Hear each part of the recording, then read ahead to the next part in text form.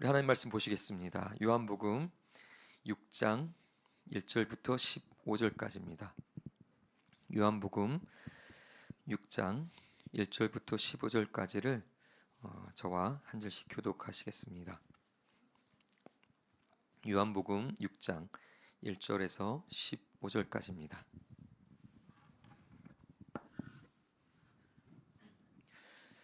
한 절씩 교독하겠습니다. 그 후에 예수께서 디베랴의 갈릴리 바다 건너편으로 가시매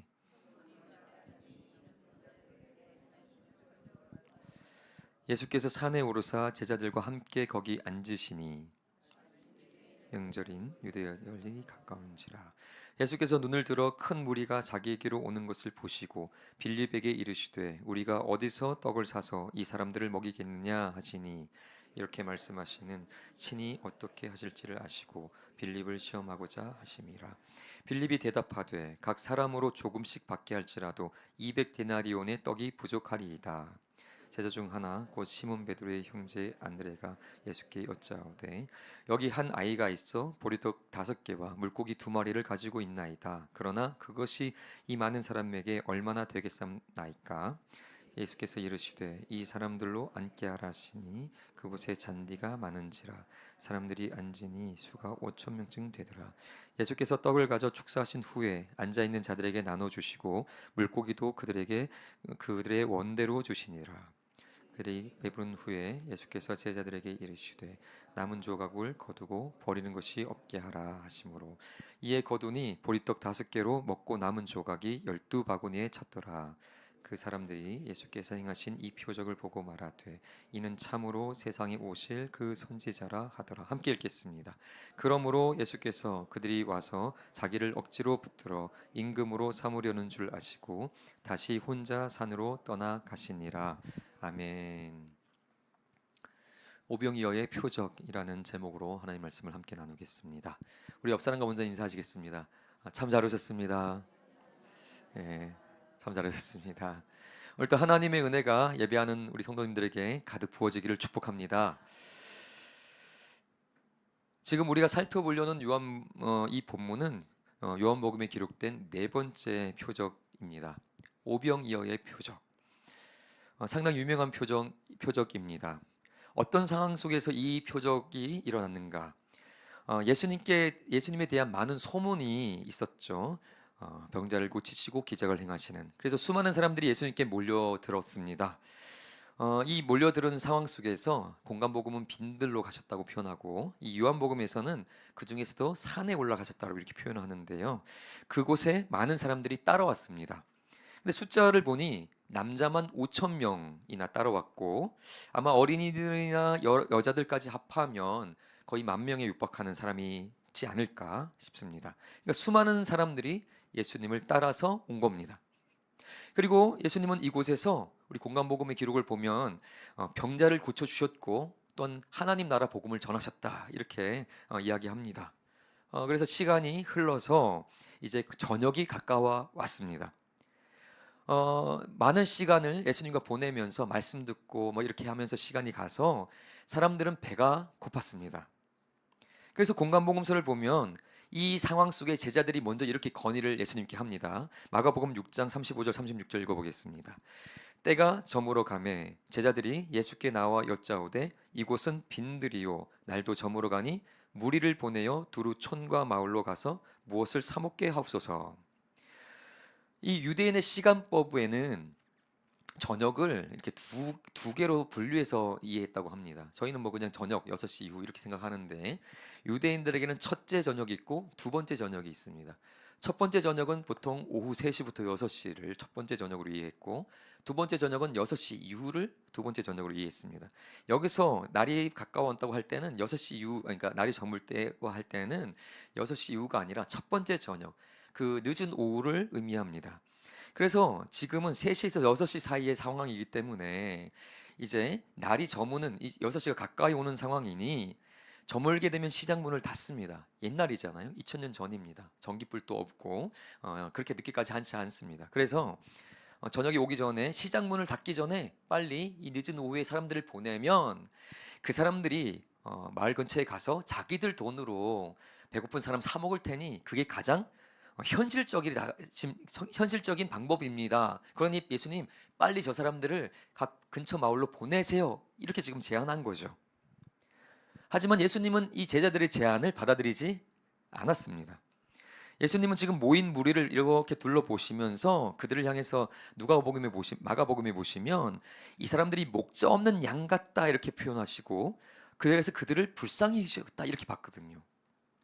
실제 이 사람들 보시면서 불쌍히 여기시는 이들을 그냥 돌려보내고 싶지 않으셨습니다.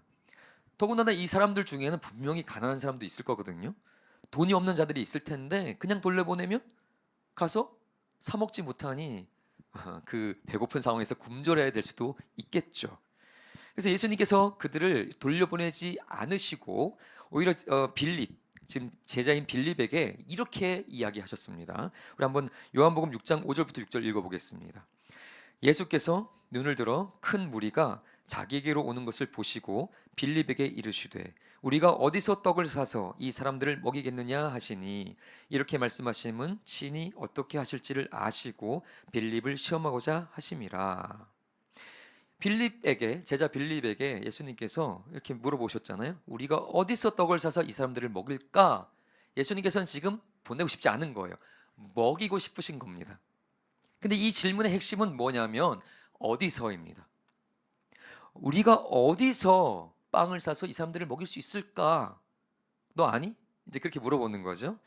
그런데 지금 이 예수님의 질문을 1차원적으로 그냥 고지고대로 이해하자면 예수님이 정말 어디 동네 빵집을 좀 찾아서 이 사람들 먹이고 싶은지, 뭐 그런 예수님이 지금 어떤 빵집을 찾고 싶은가, 뭐 그렇게 이해할 수도 있겠는데요.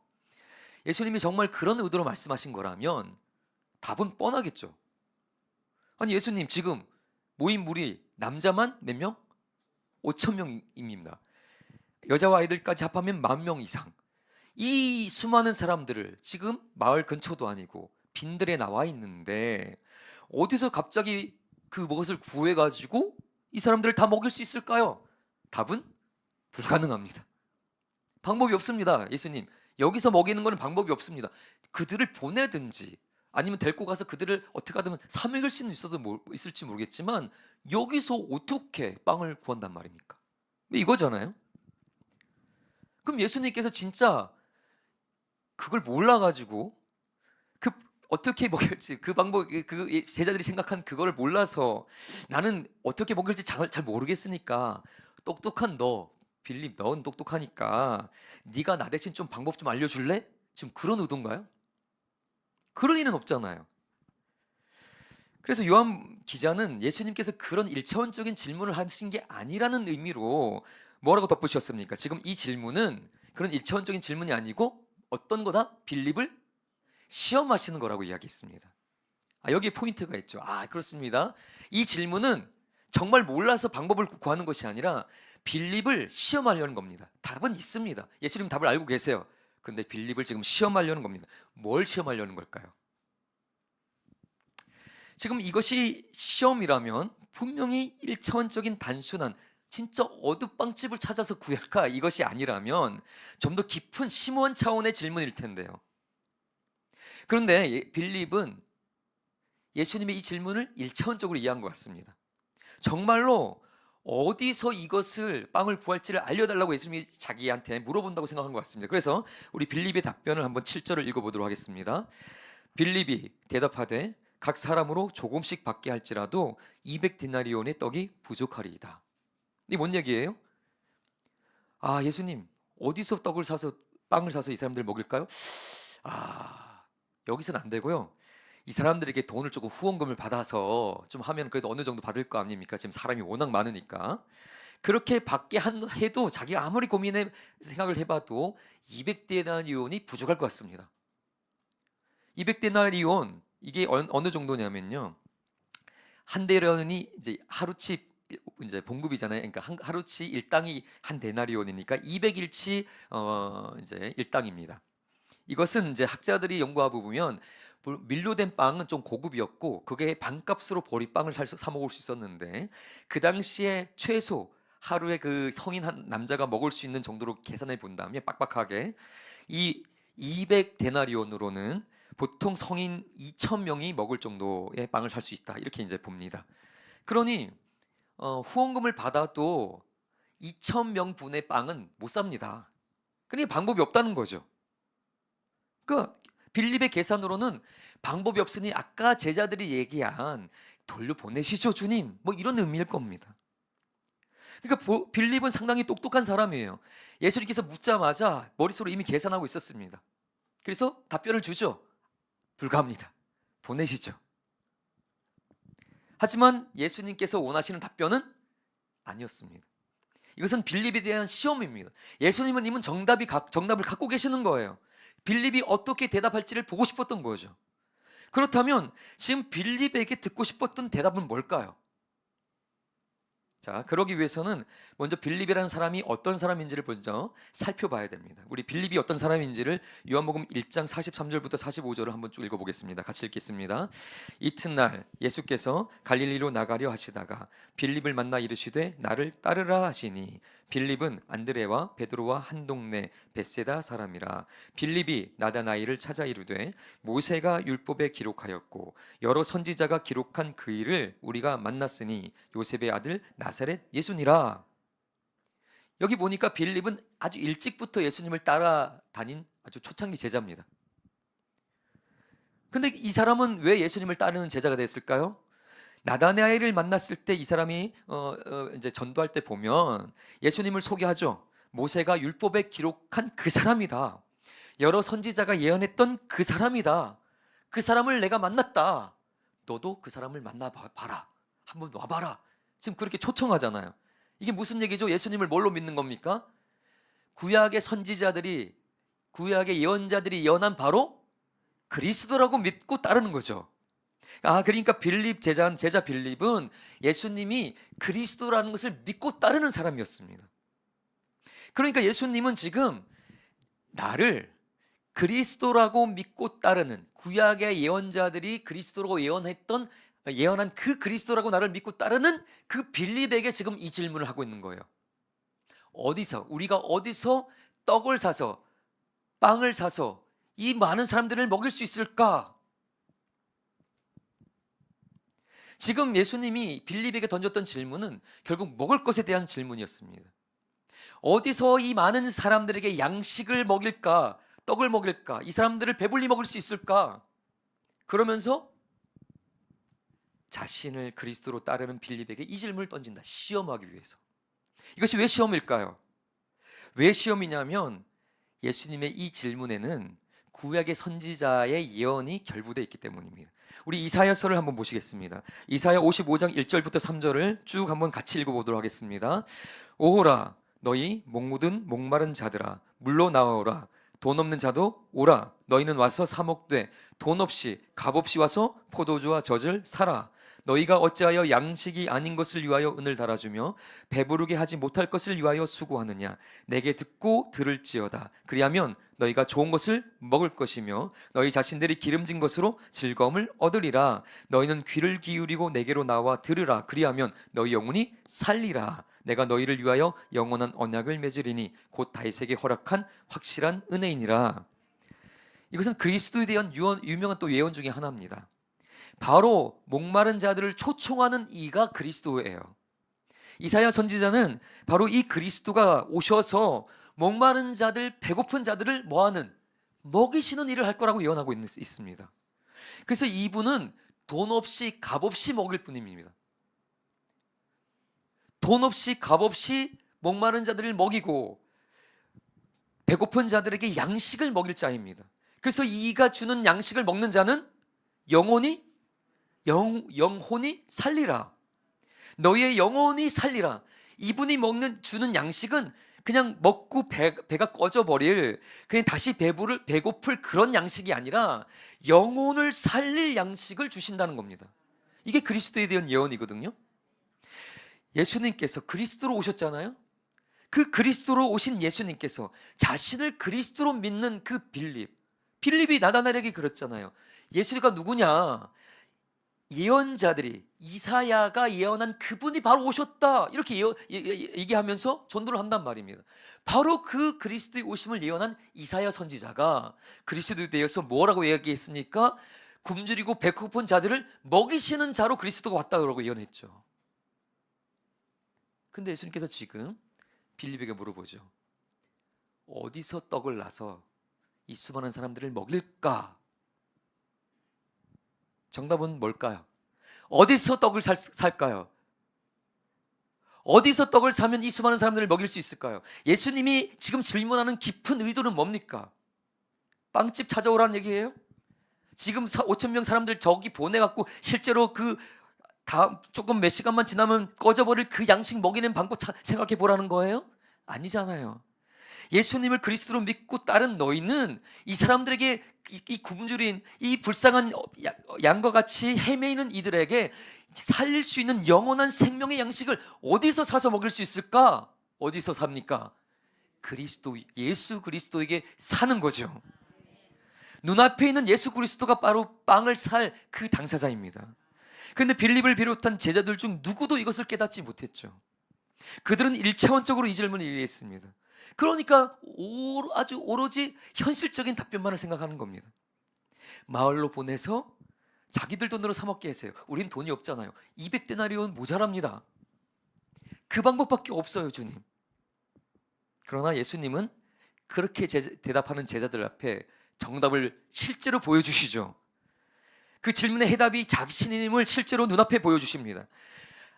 안드레가 한 아이에게서 보리빵 5개와 그 말린 물고기, 손에 절여서 손바닥보다 작은 조그만 물고기입니다. 그것이 유대인들의 그 도시락 식사였는데 그 작은 물고기 2마리를 발견했습니다. 그리고 그거 가져와서 예수님, 이거밖에 없던데요? 이걸로 어떻게 할 수 있을까요? 너희가 먹을 것을 주라고 하셔서 그걸 찾아온 겁니다. 그래서 예수님이 그걸 가지고 하늘을 우러러 하나님께 감사기도해서 나눠주니까 무슨 일이 생겼죠? 놀랍게도 보리뽕 5개와 물고기 2마리로 남자만 5천 명을 먹이시고 얼마가 남아졌습니까?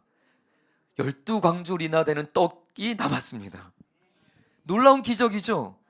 어디서 빵을 사서 이 사람들을 먹일까? 어디서 빵을 사는 거죠? 예수 그리스도. 그것을 상징적으로 지금 눈앞에서 그 예언의 성취가 나다라는 것을 보여주신 거죠. 이건 단지 배고픈 사람들을 불쌍해서 먹여주는 것이 아니라 그 이사야의 예언이 나를 통해 성취되었다는 것을 예수님께서 눈앞에서 보여주신 사건입니다. 그래서 드디어 이 오병이어의 기적을 통해서 사람들은 이 예수님이 누군지를 알아봤습니다. 그래서 우리 14절 요한복음 6장 14, 15절 한번 같이 읽겠습니다.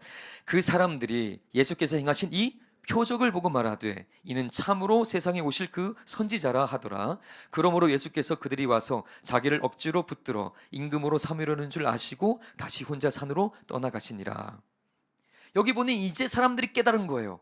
아, 이분이 지금 그리스도구나. 이사야가 예언한 우리를 먹일 그 그리스도가 왔구나. 그래서 이것을 뭐라고 표현합니까? 표적이라고 표현하죠. 단순한 기적이 아니라 예수님이 예언된 그리스도라는 것이 여기서 드러난 겁니다. 그리고 사람들이 믿게 된 거죠. 그래서 사람들이 지금 뭐 하려고 했냐면 예수님을 임금으로 삼아야겠다. 지금 이래서 예수님을 강제로 임금으로 삼으려고 했던 거죠. 하지만 이 사람들의 깨달음은 좀 불완전했습니다. 왜냐하면 지금 이사야 선지자가 예언했던 것은 어떤 그리스도의 모습이죠? 굶주린 자들을 먹일 거지만 그 먹일 양식은 단지 육신의 양식이 아니었잖아요. 먹고 다시 배고플 그 양식이 아니었잖아요. 영원히 사는 양식이었잖아요. 근데 그 이사야 예언자는 우리를 죄로부터 구원하여 그 영혼을 살리는 그리스도의 양식을 말한 건데 사람들은 그 이사야에 대한 예언을 이것처럼 우리를 먹여서 경제적으로 우리를 회복하고 로마의 지금 식민지잖아요. 다 착취당해서 나라가 못 살게 됐으니 로마를 쫓아내고 그래서 다시 이 나라를 독립시켜서 경제적인 붕을 일으켜주고 다윗 왕 때처럼 번성하게 해서 우리 살림 피게 만들 그래서 우리의 굶주린 가난함을 해결해 줄 그 그리스도 이 사람을 왕으로 세우면 우리 다시 먹고 살만해지겠지. 지금 오늘 우리를 먹인 것처럼 이렇게 생각한 거죠. 그래서 왕으로 세우려고 했으니 예수님이 그들의 오해를 아시고 피하셨습니다. 산으로.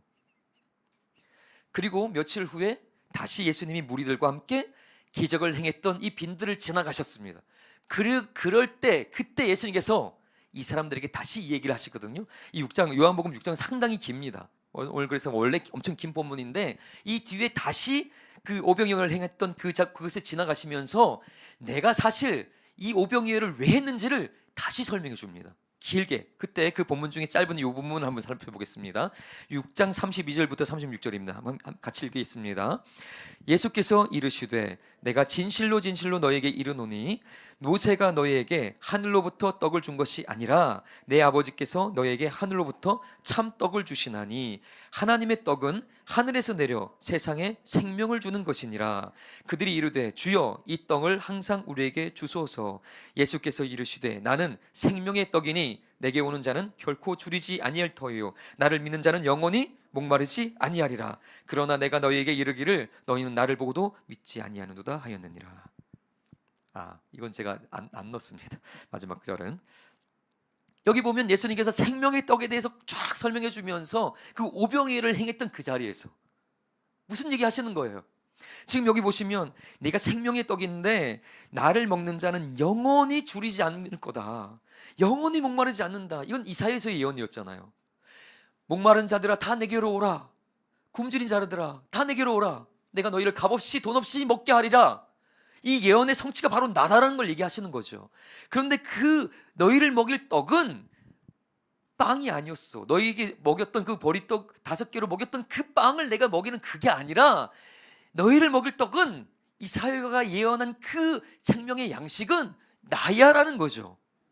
내가 너희가 먹을 진짜 생명의 양식인데 내가 너희가 먹을 양식이라는 것을 알려주기 위해서 내가 상징적인 의미에서 오병이어 기적을 행했다는 거죠. 그러니 너희는 그걸 먹고 나를 왕으로 삼을 게 아니라 나를 먹어야 된다고 그 얘기를 하시는 겁니다. 내가 생명의 떡이고 내가 너희를 영원히 살릴 그 영원한 그 하늘로부터 온 떡이다. 그 말씀을 하셨습니다. 그런데 이 말씀을 하시고 나서 사람들은 충격을 받죠. 도대체 뭔 소린가? 이 반응은 이랬습니다. 왜냐하면 지금 예수님께서 이 말씀 중에 우리가 읽지 않았지만 여기서 뭐라 그랬냐면 내 피가 바로 너희가 마실 음료이고 내 살이 너희의 빵이다. 이런 식으로 얘기하시는 거거든요. 그래서 내 살과 피를 먹고 마시면 너희가 영원히 살리라. 이런 말씀을 하신 거거든요. 그러니까 이 말씀을 들을 때는 정말 뭔 소리지? 그럼 우리가 예수님을 먹으라고, 그러니까 식은 죽 되라는 소리인가? 뭐 이거 그런 거잖아요. 어떻게 예수님의 피와 살을 먹으라는 거지? 그래서 이 예수님이 하신 이 말을 도무지 이해할 수가 없었기 때문에 차라리 그냥 눈에 보였던 그 빵, 물고기 먹였던 그렇게 내가 너에게 앞으로 이렇게 해줄게. 그래서 평생 걱정 없이 우리의 경제, 살림살이 나아지게 하는 존재라 이렇게 있으면 예수님 떠날 필요가 없을 텐데 나를 먹으라고 하니까 이해할 수 없어서 반응이 이랬습니다. 우리 6장 66절을 함께 읽겠습니다. 그때부터 그의 제자 중에서 많은 사람이 떠나가고 다시 그와 함께 다니지 아니하니라. 이 말씀을 이해할 수 없었기 때문에 대다수의 사람들이 다 떠나고 소수의 제자들만 남았다는 거죠. 여러분, 이 말씀이 도대체 무슨 의미입니까? 그리스도는 분명히 이사야의 예언처럼 생명의 양식을 주시고 목마르지 않는 음료를 주시는 분이거든요. 근데 어떻게 주신다는 겁니까? 차라리 오병이어처럼 이렇게 먹으시면 이해라도 하겠는데 자기가 바로 너희가 먹을 떡이라고 그러고 생명의 목마르지 않는 음료라 그러니 도대체 예수님을 어떻게 먹는다는 겁니까? 그냥 이렇게 칼로 손바닥 이렇게 찍 그어가지고 피가 쭉 나오면은 야 입 벌려 이렇게 찌작찌작 하면 이렇게 또 엉덩이 살이 제일 많으니까 엉덩이 싹 비어서 엉덩이 살로 스테이크 꽂주고 이런 건 아닐 거 아니에요. 아니 그 사람들이 이해하려고 할 때 도대체 어떻게 우리 예수님을 먹으라는 건가? 예수님을 먹어야 영생한다고 하는데 또 어떻게 먹으라는 건가? 도무지 이해할 수 없어서 다 떠나갔습니다. 그런데 요한복음을 쓴 요한 기자는 예수님이 무슨 의미로 이 말씀을 하셨는지 너무나 잘 알고 있었습니다. 그래서 우리가 읽었던 요한복음 6장 오병이어 기적을 일으키기 직전에 한 중요한 힌트를 남겨놨습니다. 우리 6장 4절을 같이 읽어보겠습니다. 마침 유대인의 명절인 유월절이 가까운지라. 요 말씀은 맥락이 안 맞아요. 갑자기 뜬금없이 이 얘기를 왜 하지? 쭉 읽어보세요. 굳이 이야기를 할 필요가 없습니다. 유월절은 조금 더 지나야 되는 거거든요. 그런데 유대인의 명절인 유월절이 가까운 상황에서 오병이어 기적을 행하셨다, 일부러 이 구절을 넣은 겁니다. 유월절이 힌트죠. 유월절이 어떤 날입니까? 이집트에서 이스라엘이 구원받은 날인데, 그 어린 순양을 잡아서 어린 양의 피를 문설주에 바른 가정은 죽음이 넘어가죠. 그리고 더 중요한 게 있습니다. 그때 잡은 고기를 다 가족 식구들이 나눠 먹었습니다. 한 마리 잡아갖고 이스라엘 전체가 나눠 먹은 게 아니라 그 가정마다 구원받을 자들이 모여서 그 피를 바르고 그 고기를 그날 밤에 같이 나눠 먹은 것입니다. 이게 유월절 사건이어서 이제 유월절이 그 이후에 절기가 되었을 때 이 일을 했습니다. 근데 피를 문설주에 바르진 않고 그 후에는 제단에서 양을 잡고 그 제단에다가 제사장이 뿌리는 일을 했고, 고기는 똑같이 그때와 같이 가족마다 모여서 나눠 먹었습니다.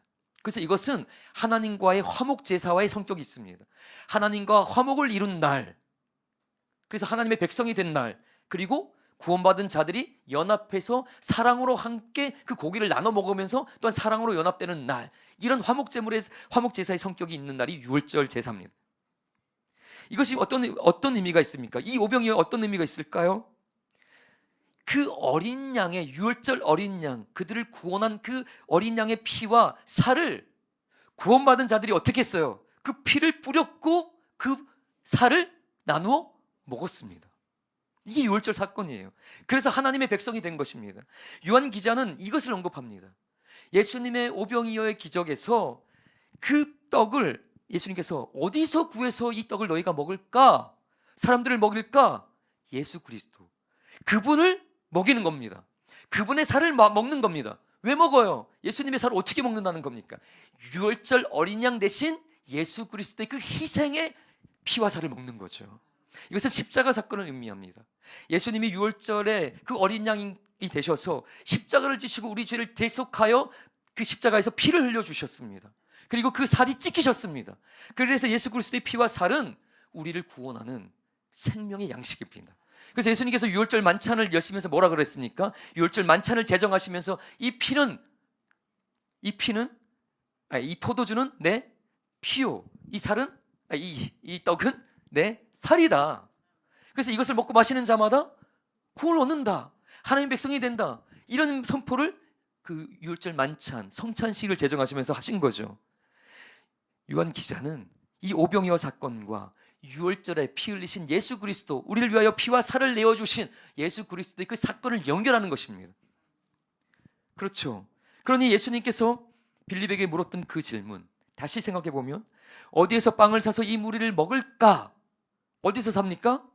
바로 유월절 어린 양으로 오신, 그래서 죄와 사망으로부터 우리를 구원하시기 위하여 대신 죽음을 당하셔서 흘리신 예수 그리스도의 피, 그분의 찢겨진 살, 그것을 믿는 믿음으로 우리가 예수 그리스도를 믿으면, 그분을 영접하면 그것이 우리의 생명의 양식이 되어 우리를 구원하게 되는 것입니다. 그러니 예수 그리스도를 사서 그것을 가지고 사람들에게 먹여야 한다는 말씀이죠. 그러니 오늘 우리는 이 오병이어의 기적을 읽으면서 아주 놓치지 말아야 될 한마디 예수님의 명령 하나를 놓치지 말고 읽어야 됩니다. 그것은 뭐냐면 지금 우리가 읽었던 요한복음에 생략되어 있는데요, 공간복음서를 보면 이 기적은 너무나 중요해서 공간복음 중 마태, 마가, 누가, 그 다음에 요한복음까지 다 기록되어 있는 것이 요 오병이어 기적이거든요. 근데 공간복음에 세 복음서에 똑같이 기록되어 있는 예수님의 명령 하나가 있습니다. 그 명령을 같이 읽어보겠습니다. 누가복음 9장 13절입니다. 예수께서 이르시되 너희가 먹을 것을 주라 하시니 여짜오되 우리에게 떡 5개와 물고기 2마리밖에 없으니 이 모든 사람을 위하여 먹을 것을 사지 아니하고서는 할 수 없사옵나이다 하니, 여기서 예수님께서 하신 명령이 뭐예요? 너희가 먹을 것을 주라. 예수님, 어떻게 할까요? 저 사람들을 어떻게 먹여야 될까요? 저 사람들 보내야 되지 않습니까? 할 때 예수님께서 하신 얘기가 너희가 먹을 것을 주라, 이렇게 명령했습니다. 아니, 빌립에게 이렇게 물어보셨잖아요. 우리가 어디서 떡을 사서 사람들을 먹이겠는가? 그때 답은 뭐였어요? 생명의 떡이신 예수 그리스도를 먹이는 거죠. 예수 그리스도에게 사서 그 생명의 양식을 먹이는 것이 이 정답이었습니다. 그런데 그 생명의 떡이신, 생명의 빵 되신 예수님의 제자인 우리에게 다시 이렇게 다시 이렇게 명령하신 거죠. 너희가 먹을 것을 주라. 그러니까 이 예수님께서 오병이어를 행하시면서 예수님 자신이 생명의 떡이 되어 이 사람들을 먹일 텐데, 그 중간에 누가 무엇을 하라고 한 겁니까? 예수님의 제자들이 생명의 떡이신 예수님을 가지고 사람들을 먹여야 된다는 거죠. 너희가 먹을 것을 주라. 너희의 사명은 뭔 줄 알아니? 너희가 사람들에게 먹을 것을 주는 거야. 근데 빌립은, 제자들은 이 얘기를 듣고 뭐라고 답변했습니까? 우리에게 떡 5개와 물고기 2마리밖에 없는데 이 사람들을 위해서 먹을 것을 사지 않고서는 할 수 없습니다. 불가능합니다. 우리로서는 그들을 먹일 수 없는데요. 우린 가진 것이 없는데요. 우린 능력이 없는데요. 그들은 여러 가지 핑계를 댔죠. 그런데 예수님의 뜻은 뭐였습니까? 아니, 너에게는 사람들을 먹일 수 있는 양식을 이미 가지고 있어. 너희는 이미 여기 있는 5,000명의 남자만이 아니라 70억 전 세계 인구를 먹이고도 남을 그 생명의 양식을 이미 갖고 있어라는 거죠. 그 양식이 누굽니까? 예수 그리스도, 우열절 어린 양 대신 그 피와 살을 흘려주심으로 먹는 자마다 영원한 생명을 누리게 하실 그 생명의 양식을 우리가 이미 갖고 있는 겁니다. 그러니 너에게는 이미 생명의 양식, 많은 사람들을 먹이고도 남을 양식이 있으니 너희의 할 일은 뭐냐면, 양식이 없다, 먹일 힘이 없다가 아니라 너에게 이미 있는 예수 그리스도를 가지고 사람들에게 가서 먹여라. 이것이 우리에게 주신 사명인 것입니다. 우리가 먹여야 될 사람들은 어떤 사람들입니까? 우리 마지막 구절 읽어보겠습니다. 마가복음 6장 34절입니다. 예수께서 나오사 큰 무리를 보시고 그 목자 없는 양 같음으로 인하여 불쌍히 여기사 이에 여러 가지로 가르치시더라. 오병이어를 행하기 전에 예수님께서 사람들을 보시며 불쌍하다, 목자 없는 양처럼 저렇게 헤매는 자들 보면서 안타까워하시며 오병이어 기적을 통해서 그들을 먹이셨거든요. 우리에게 동일한 말씀을 주셨습니다. 생명의 떡인 예수를 가지고 저 방황하는, 목자 없이 방황하는 저 불쌍한 자들에게 나를 좀 전달해 주면 안 되겠냐?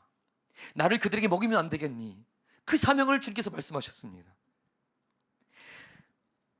자기들이 어디서 와서 어디로 가게 되는지도 모르고, 영원한 하나님 나라가 다가오고 있고 영원한 생명을 누릴, 또 영원한 기쁨을 누릴 그 축복이 준비되어 있지만 진리를 모른 채 사망을 향하여 달려가는 저 불쌍한 자들, 예수님께서 그들을 보시며 그들에게 그들을 살릴 수 있는 그 생명의 양식 내가 너희 손에 주었으니 그 불쌍한 자들에게 가서 그들을 먹여라.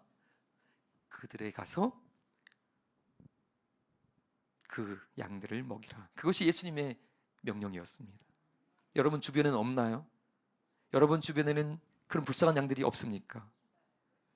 정말 굶주리고 배고파서 어떻게 살아야 될지 막막한 가운데 소망을 잃고 절망하고 낙심하고, 이 세상에 가난하게 태어나고 병든 몸으로 인하여 고난 중에 원망하며 세상을 절망하며 살아가는 그 사람들이 있다면 그 불쌍한 영혼에게 찾아가셔서 예수 그리스도라는 생명의 양식을 전해주시기 바랍니다. 그것이 예수님께서 우리에게 주신 명령입니다. 너희가 먹을 것을 주라.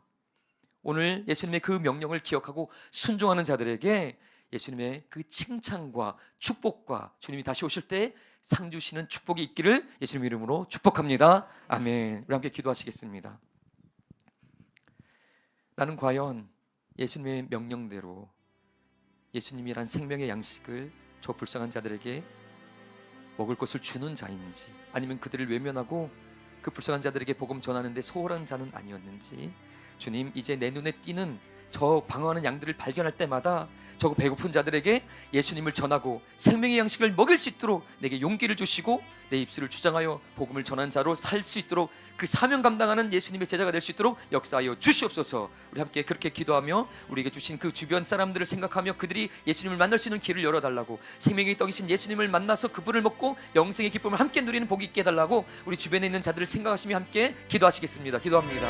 하나님 아버지, 함께 기도하기 원합니다. 주님, 우리에게 먼저 은혜 주셔서 우리도 똑같이 배고픈 자들이었고 목마른 자들이었지만 아버지 예수님을 만나게 하여 주시고 생명의 떡이신 예수님을 먹고 그분의 유월절 어린 양 되신 예수님 그리스도의 피와 살을 먹어 영생의 기쁨을 누리는 자로 세우지게 하셨으니 감사합니다.